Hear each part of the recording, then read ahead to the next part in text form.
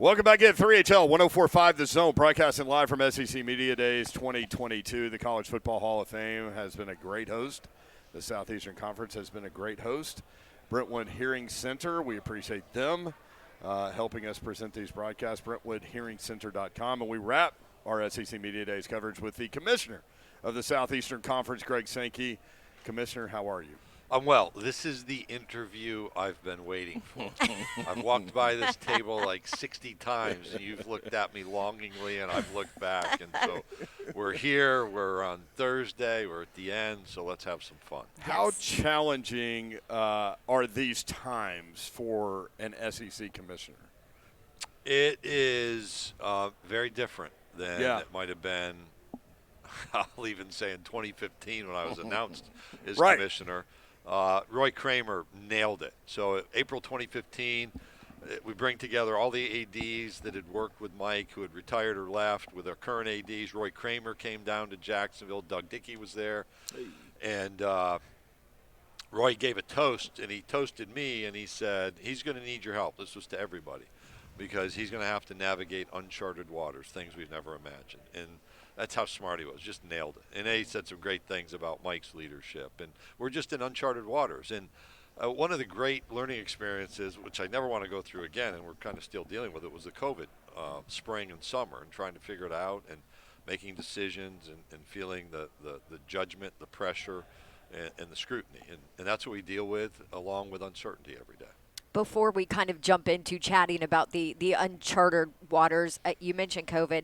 I look at how you handled COVID. I look at your leadership, for this conference in that time, for this conference in, expansion and everything that's going on, and it's been rock solid. So before we jump into that, I'm curious when you knew that this is what you wanted to do, that this was, kind of your destiny to lead this. Well, it's interesting because I grew up outside Syracuse, New York, about 30 miles west, a little town called Skaneateles. I was born in Auburn, New York, of all places. It's just kind of ironic. My vision was probably a 3-hour drive to Albany, Buffalo, down to Binghamton.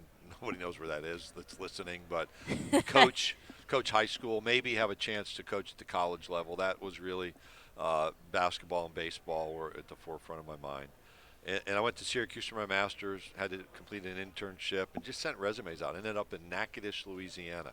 Oh, yeah. South of Shreveport at Northwestern State University. Learned a lot, moved into their conference office. I was 31 years old in 96, and I became a conference commissioner. I'm not trying to take a long way around to answer your question. No, I think this is what people want to know. The ability to be in a conference office, work at that point with 10 different schools, grew to 11, and learn and grow personally, but hear different perspectives and try to manage to a common conclusion was really rewarding. And actually moving from that job, so I had a big title, commissioner, little conference, Southland Conference, to big, conference, the Southeastern Conference, smaller title, associate commissioner. When Mike Slive asked me, well, it was really difficult because I enjoyed the leadership role. And I had any number of opportunities to leave and just really grew continuously through the SEC. And it wasn't like unimaginable I could never go anyplace else, but I would check myself every year and ask, am I being challenged in my work so that I can learn and grow? That's literally the template that I've used. And so if whenever you see the scroll that says he's stepping down, you'll understand I was at the end of my learning loop, more so than money. Maybe people get mad and say, we need you to leave. I hope not, but I don't think so. That's how I've approached it. And so when Mike told me he was going to retire, I knew there was an opportunity, but I had to go through a full process, really an international search, candidates from all over. Really high-level people, and just had an opportunity to create a vision. So the ability to get back into that leadership role I knew was always going to be important. So it was hard, Dawn, and it's hard to imagine for people now. Like, it was easy to leave the Southland Conference. Nobody knows what it is for the SEC. But it was really difficult. Lived in Dallas, loved it, and then tried to find the right leadership opportunity. I had a couple close calls. In fact, I had one where I was going to be named an athletics director at a noon press conference, and at 8 a.m. I said, we're not going to do that. Wow. Really? Are you kidding? I had resigned. I called Slive up. This was in 2004 and said, hey, can I have my job back? And he said what? What was his reaction? It was Colgate University. And Mark Murphy, who now runs the Packers, had just left as the AD, and I'd gotten to know Mark. It was near where I grew up, a really great university. And he had been the AD at Cornell for 2 years, and it was not the favorite step in his career. And it was actually pretty emotional in a positive way when I called him really early in the morning and said, look, some things have happened. I'm not comfortable. Can I just come back to work? And that was really important for me. This is a much longer answer to your question. No, I love this. Because I made a decision. I hadn't let myself in the first year and a half enjoy being part of the Southeastern Conference. And people I don't think can understand it, but the pressure, didn't know people really as well as obviously I do now. But when I called that press conference off, I said, I'm going to go into our coaches meeting in Destin, which was like 2 weeks away, and I'm going to make everybody in that room laugh somehow. Just relax, enjoy yourself, and appreciate where you are. And that moment made a huge difference in my outlook on the work. And when you talk about pressure and dealing with things, the ability to have a little bit of joy, and there's not as much joy as there used to be because it's certainly challenging. But that decision and the ability to come back, and I did make every coach laugh in that meeting that day. So every single one? Every single one. What did you do? We were at 12. What did you say? I forget that particular time. Okay. I remember one time, like Tommy Tuberville, now Senator Tuberville, and Spurrier, Auburn and South Carolina have Under Armour deals, and they show up in the same shirt. Aw. And like somebody kept saying something, and I said, and I think it was Steve. And I said, Steve, if you keep saying that, I'm going to send you and Tommy back to your rooms, and you have to change your shirt. And like everybody looked around, and they realized those guys are dressed alike, and they laughed. That's great. Those are the moments. You mentioned Mike Slive. I'm curious, especially in kind of this day and age, what's the biggest thing that you learned or you pulled from your time with him? Oh, wow. I had one of the things, I'll be honest with you, the last few weeks it's been at the forefront of my mind is when he retired, he said, I'm looking forward to the fact that I don't have my own schedule managed for me by everybody else. Yeah. That I get to control my life. And I heard him say that, and I didn't understand it until I sat in the chair. And that's actually an adjustment for people that step into leadership roles because you never escape the reality of your work, whether it's thinking it through or surprises. So I went up where I grew up, was going to sit beside a lake and read a book for 5 days, and that day is when the Big Ten membership news broke. And so you spend what you thought was going to be downtime in constant communication and trying to figure it out. So that's just one. Watching him make decisions, he is really at the top of the decision-maker list. So I've watched people who can think, who can communicate, who can build relationships, but he's really good at making decisions. And eventually you have to make decisions. And so I would say that one is a skill. I'm different than him. I had a president come to me and said, don't be Mike, be Greg. Every day. And so I'm going to manage things differently. I'm going to communicate differently. I'm going to handle things differently. Sometimes right, sometimes wrong. Generally, it's worked. But that thinking and decision-making process is one that was really beneficial to see up close.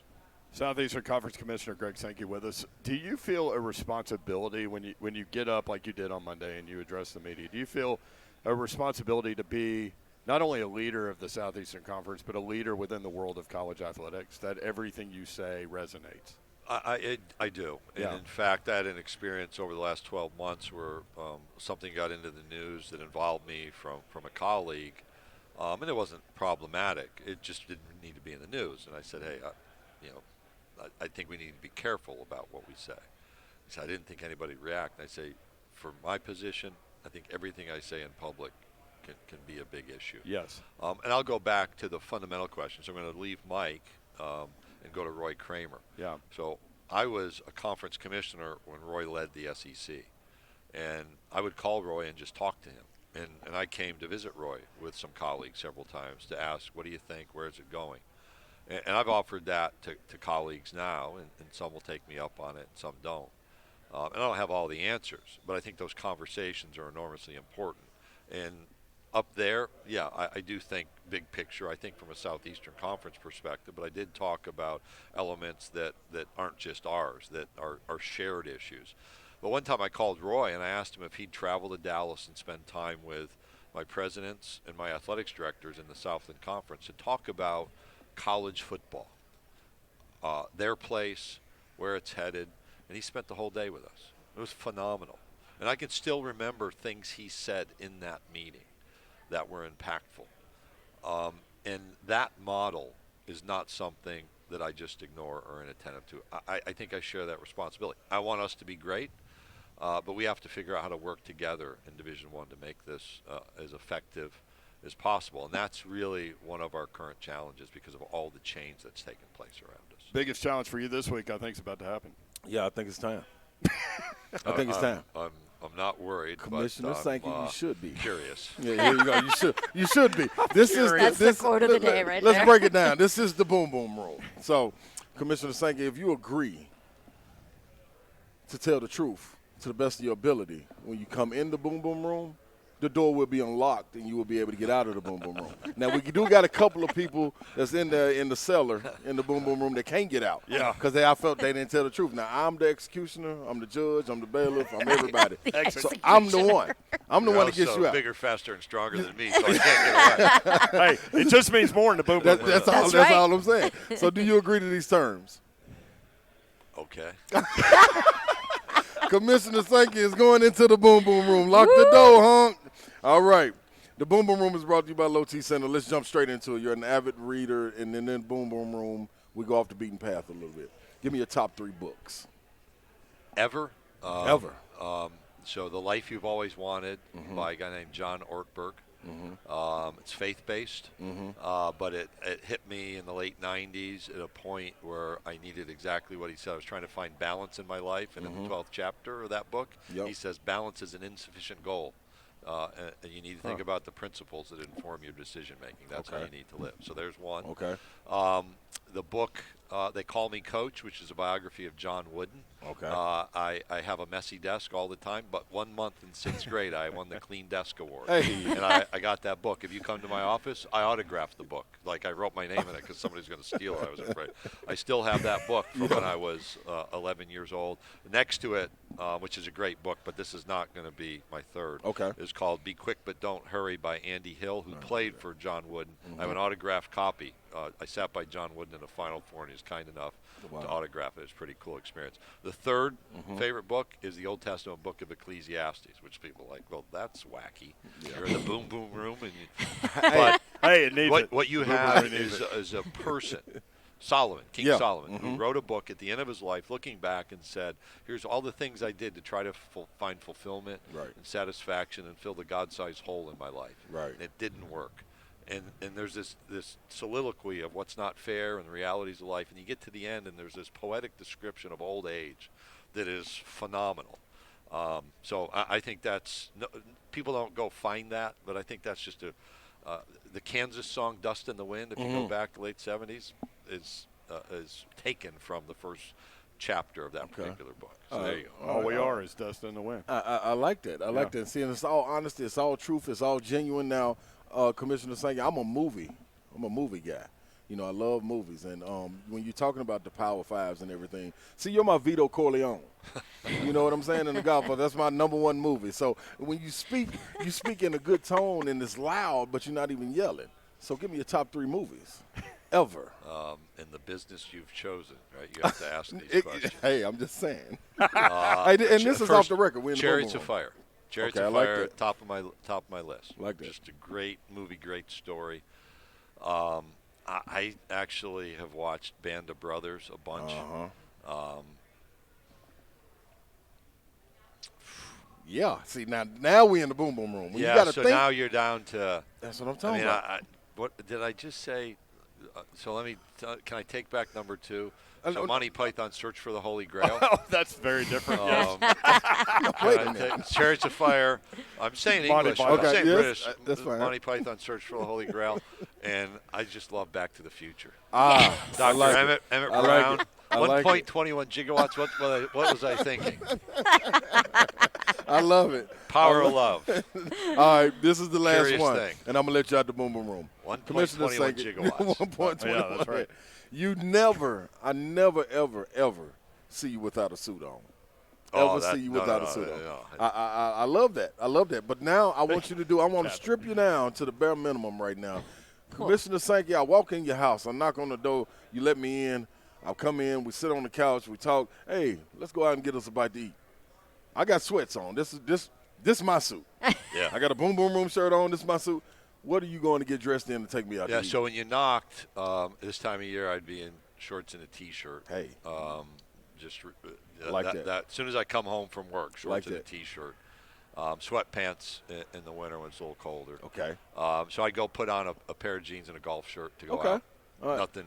Yeah, Go-to shoes. You see me in this, but this is not my preferred state of This is attire. Superman outfit. This is like I'm the leader of the Southeastern Conference, and I have to present a certain persona. What's your go-to shoes?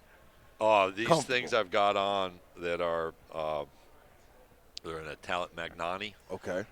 That they get away for dress shoes, right? Like I can wear them for dress, but they're comfortable. And I've got black and navy blue and brown and gray. I love it. And they're comfortable. All right, now, Commissioner Sankey, you have made it through the Boom Boom Room. I feel you did a great job, so I'm going to let Vito Corleone, I'm going to let you out. Commissioner Sankey, I'm going to let you out. You can unlock the door, Honk. Thank you, Commissioner Sankey. There you go. That was not too painful. We heard something about a pedicab ride in Omaha. How did you and Herb end up on a pedicab?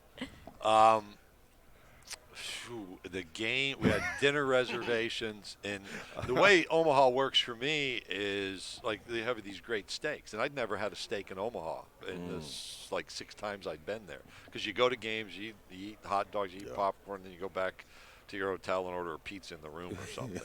And so my wife came with me for the first weekend, and we had 2 games each day, and so when Texas and Notre Dame played on Sunday, I said hello to Chris Del Conte, the Texas athletic director. I said hello to Jack Swarbrick, and I said I'm not staying for your game because neither of you are wearing my patch. Right, one of them right now. Yeah. Well, one of them will. So I'm not going. That's not about Notre Dame. Oh yeah. What are you trying to do now? Just started something. So Kathy and I had a great steak. It was awesome. Yeah. So Herb and I had reservations, and the game went long. Yeah. And then we met Darinoka for Zesto because that's like a must-have when I'm in Omaha, and we couldn't get to dinner in time. So we hopped in the pedicab, and the dude's carting us through. That's amazing. Omaha, people waving at us. Ole Miss fans were happy. It was pretty cool. Love it. It was the final. It was the championship game. Yeah, because that's what it was. We stayed on the field too long. It wasn't the game. So just to clear it up. One more on the way out, just like I'm just so curious, a behind-the-scenes question, and I know you're probably going to shut me down, Commissioner, but how does the whole expansion, adding teams, how does it all start, work? Is it text? Is it in person? Is it phone calls? Like, just kind of give SEC fans the big picture behind the scenes of how this kind of all happens. I think every one of those answers will be different. And you go back to 96 when I took over the Southland Conference, we had 5 schools that wanted to join. And we were at 9. We could have gone to 14. We could have gone to 12. We went to 11, which is not exactly a preferred number, but we went to 11. And that was kind of a parade of universities in to visit with our presidents and then a vote. The funny thing there is we had 2 that I knew were going to be invited, Lamar University and Southeastern Louisiana, and half our schools, almost half were in Louisiana, half were in Texas. Nobody would make the motion. I'm 31 years old, new conference commissioner. I know that they want the 2, but they weren't sure, like, if we vote the Texas school in, are they going to vote for the Louisiana school? So I had to, that was one of those, like, thinking on your feet moments. But that's very different than what we experienced with Texas A&M Missouri. That was 2 different moments. Texas A&M reached out to Mike Slive and said, hey, and there had been some talk, I think, during the preceding year, because the prior year was when the Pac-10 tried to go to 16. Oh, yeah. And there was some outreach. So there was a relationship. And then because of some of the presidential relationships, Missouri, 2 months later, was under consideration. This one was an outreach to say, we've watched how your conferences function in the last few years. We've watched how you've made decisions collectively. We watch how you work together. We see what's happening around you. We see the competitive level. We see how you've led, and we'd like to be a part of that. Would you consider us? And, I don't know is the answer. I'm not recruiting people. And that produced a preliminary conversation about the possibility, and then we had a story in the Houston paper, and things accelerated rapidly from a decision-making standpoint. And that was, they had to decide on their status with their current conference very clearly. We weren't going to touch anybody who had not made that decision. That informs the 2025 invitation. They applied the next day, and we made a decision on Thursday, and the invitations were accepted on Friday, 51 weeks ago, tomorrow. So that's how that played out. I don't know how USC and UCLA worked. I've had friends I had a conference commissioner colleague, former commissioner, who found out that he was at a game with one of his schools leaving to join the Big Ten a few years ago. Oh, wow. So, wow. I mean, and So you it's all see different, Gavin yeah. Newsom talking about UCLA right now, and I think these things just play out differently. They're never easy. You lose a lot of sleep in these roles. I've been involved in a few of them. Feel no pressure to go further, though. We'll see what happens around us. Greg Sankey, the SEC commissioner, and it's always good to chat with you. And people must be listening. I've had 3 phone calls since I've been on this show. I haven't had any all morning. It's the boom, boom, boom. Yeah, it'll get you. Those calls are from 3 different states. It was. That's why it fired up. We stretch far. it's a pressure right. cooker. Got it. Now, last year, 10 minutes before you came on with us, the Texas Oklahoma news broke, so we had to figure out creative ways to ask you about that. I'm more relaxed today. All right. Yes. So, hey, thank you for the time. Thank you. Always good Thanks to for see being here. Appreciate it. And we may be close to you next year. Stay tuned. I love it. I love it. SEC Media Days in Nashville next year. Greg Sankey, thank you.